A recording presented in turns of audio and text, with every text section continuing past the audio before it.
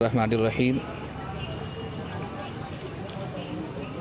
آج کا یہ دن شہر کے لیے، تمام ہی مکاتب فکر کے لوگوں کے لیے یا ان لوگوں کے لیے جو مظلوم ہیں ان کے لیے بہت ہی دکھ کا دن ہے اور بہت ہی دکھ کی گھڑی ہے۔ آج ہم لوگوں نے اپنا ایک بے لوث، سچا اور ہمدرد قوم کا جو دل میں اپنے ایک درد رکھنے والا مخلص انسان تھا، آج وہ ہم سے جدا ہو گیا۔ اللہ رب العالمین کا فیصلہ ہمارے لیے قابل قبول ہے۔ ہم تمام ہی لوگ اللہ کے فیصلے کو قبول کرتے ہیں۔ رہی بات مولانا کی شخصیت کی، تو مولانا کی شخصیت کسی تعارف کی محتاج نہیں ہے۔ ان کی زندگی کا ایک ہی مقصد تھا کہ پورے دیش میں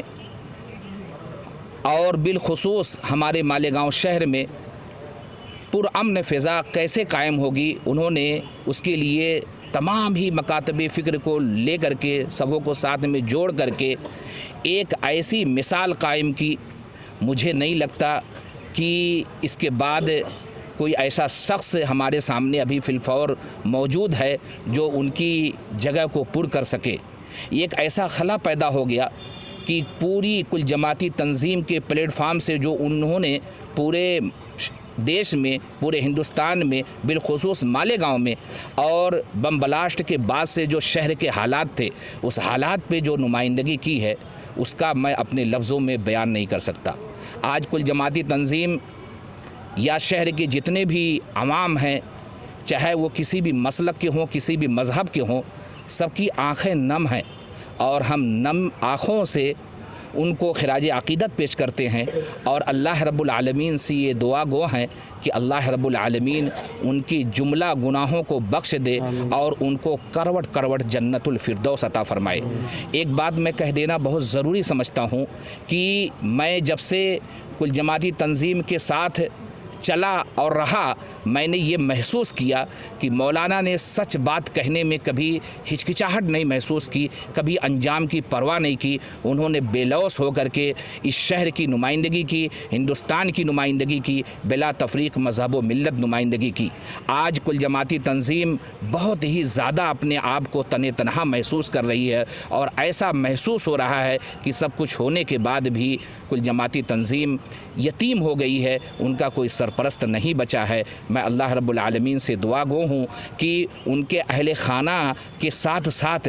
کل جماعتی تنظیم کے جملہ افراد اور شہریان، یہاں تک کہ ہندوستان کے جتنے بھی لوگ ان سے عقیدت رکھتے ہیں، اللہ رب العالمین سب کے دلوں میں صبر ڈال دے، اور سب لوگ مل کر کے ان کے لیے دعائے خیر کریں کہ اللہ رب العالمین ان کو بہترین جزائے خیر دے ان اعمال کے بدلے جو اعمال انہوں نے بے لوث ہو کر کے اس دیش کے لیے، اس قوم کے لیے، اس شہر کے لیے کیا ہے۔ السلام علیکم ورحمۃ اللہ وبرکاتہ۔ ایک مخصوص طبقے سے وابستہ ہوتا ہے، لیکن مولانا